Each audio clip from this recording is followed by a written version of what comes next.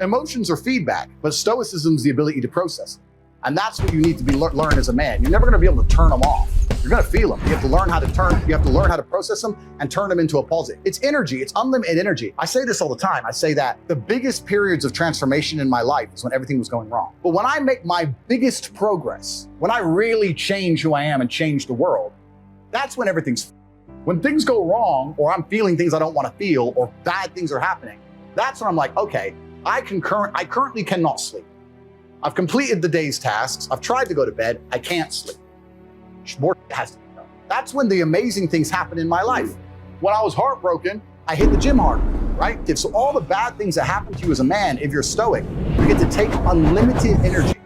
Heartbreak is unlimited energy. So is depression. So is rage. So is sadness. All these negative emotions they tell you to collapse behind. Bruce Lee says, be like water. And people see that as be fluid and just go with the flow. I disagree. If you're like water, you're necessary for life. You are scary when you're enraged. You're powerful. You're beautiful when you're calm. You're so many things when you're like water, right? So if I'm enraged, it's like water behind a dam. You just got to put the dam in place, and you go get the turbo, the hydroelectrics put in. Don't tsunami your life. Put the energy somewhere. And this is the most beautiful thing about it, because people message me all the time like, oh, but Tate, you don't know how sad I feel. No, it's incorrect. I know exactly how sad you feel. The difference is I used it. And you're sitting here still crying, some random guy on email for the third month in a row. That's the difference between you and me, my friend. I was becoming a world champion kickboxer. If I feel sad, it does not change how I act, and it does not change the things I do.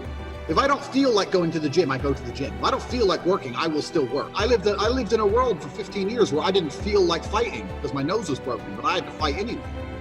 So a lot of these people come up to me and they say, oh, but I feel this way. I don't put a huge amount of importance on emotions. It's not that I don't feel them. It's that I don't think they have much to do with anything at all. If I wake up in a happy mood and I have a business to run and females to cater for and things to do, if I wake up in a sad mood, I have the same to do.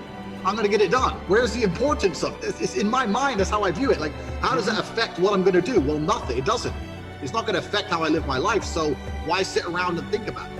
This modern obsession with happiness is the number one problem with the world. Because I really don't believe humans were ever evolved to be happy. I don't give a how I feel. I have things to do. Who gives a how you feel? Like, your emotion has nothing to do with the harsh reality of this world. You're either successful or you're not. Life is binary. You either win or you lose. You survive or you don't. These people are so obsessed with themselves and how they feel. The reason you feel depressed is so that you are inspired into action. You're unhappy with your surroundings and you're inspired. This is the reason why you don't want to go to jail. Both of us don't want to go to jail because we'll both be depressed because we don't like our situation. It's a natural human instinct to make you work hard and try harder to build a life. So when people come to me and go, oh, I can't, I'm fat and I don't know what to do because I'm depressed. I say, no, you're depressed because you're fat. Go the other way around.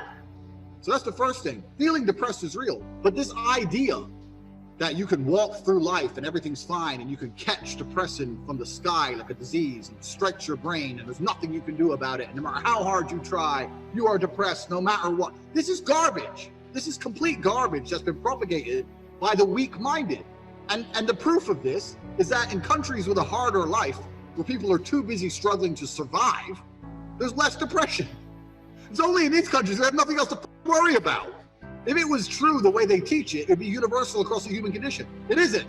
So basically, your life's so good, the only thing you have to do is sit around and worry about why you're not happy enough. Okay, I don't think it's okay to be okay with losing or okay with less than the best. I don't think any of that's acceptable. I lived my life when I was poor, furious at the fact I was poor because my ego, and I'll be honest, my ego is at a point where I didn't understand how other people can afford Ferraris and I can't. I would be 18, walk into college, and a Ferrari would drive past, and it would ruin my week. And everyone would be like, what's wrong with you? I'd be like, don't you see, this fat can buy a Ferrari and I can't. Why? He's not a better man, he's not a better person than me. I'm just as good as him, if not better.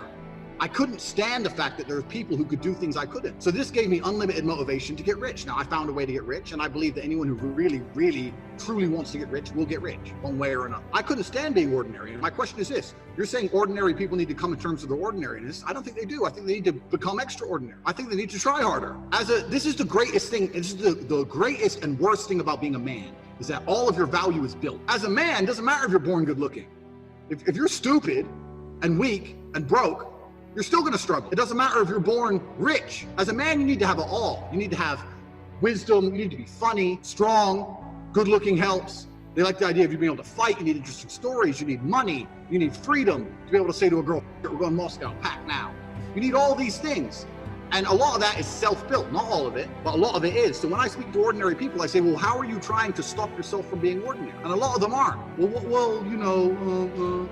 then what the f*** are you going to live an ordinary life? You have ordinary results. I couldn't tolerate that. There's no way I would have been a normal person. And I don't know why people are trying to come to terms with that. I don't think you should. I think you should be constantly pushing to be extraordinary, no matter who you are. Talent is only identified in the top 3%. Like, people say this, I had this all the time. Oh, but Tate, you're lucky you can fight. I'm like, what do you mean lucky? We didn't find out I could fight or not until I'd already trained for 10 years.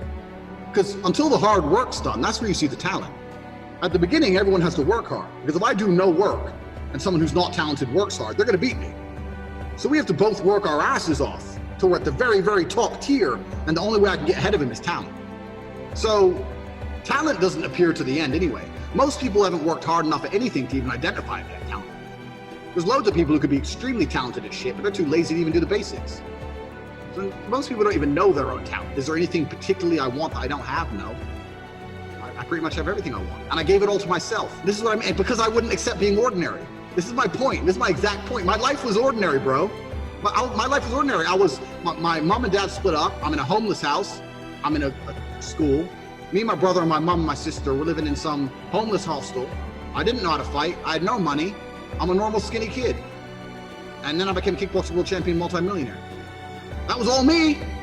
And it's all because I sat there and goes, nah, f this. So I think everyone else could do the same. You know, who's saying the guy watching this right now would not be a better fighter than me if they didn't go fight? Maybe, but they don't try. They don't go. They're too afraid. They're too afraid to even go and get punched, so they'll never know. And that's the life they want to live, because they'd rather be ordinary. I couldn't live ordinary. I couldn't even. I believe that all of my problems are going to be fixed by me. That no one else is going to wake up and give a fuck about my problems the way I'm going to give a fuck. Nobody else is going to be prepared to go through what it takes to fix them but me. If I'm in the ring getting an ass kicking, not my coach, not my corner, not my fans, no one's going to get me out of there alive but me. It is me. So I turn to myself. If I have a problem, I'll sit in silence on my own.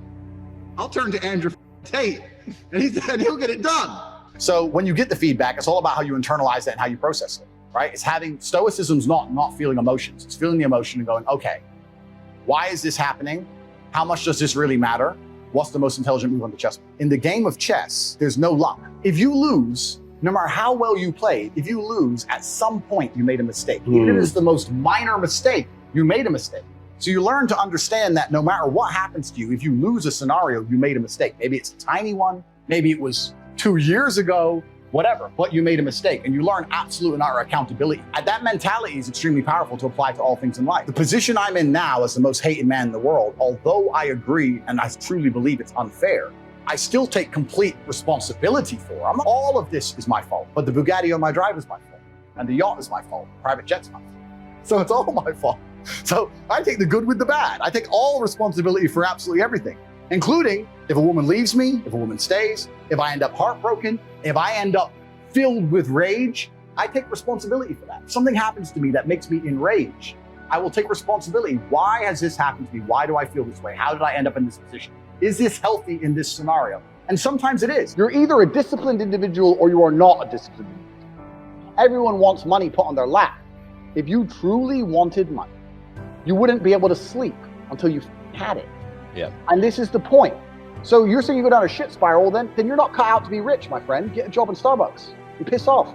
Some people, because when I had nothing, I couldn't be distracted. You couldn't distract me from what I wanted. That's who I am. If I want something, I'm going to get it. So I don't know what more you want me to say.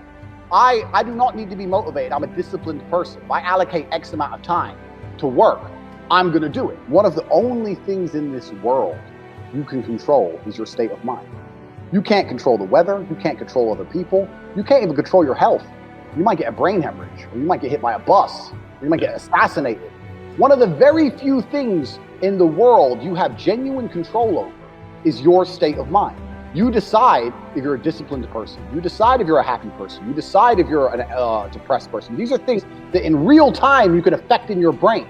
This is all you can control on Earth. If you can't control that, then you're just a feather in the wind. And life's going to blow you around, and you might land somewhere good. You might land in dog shit. Nobody knows.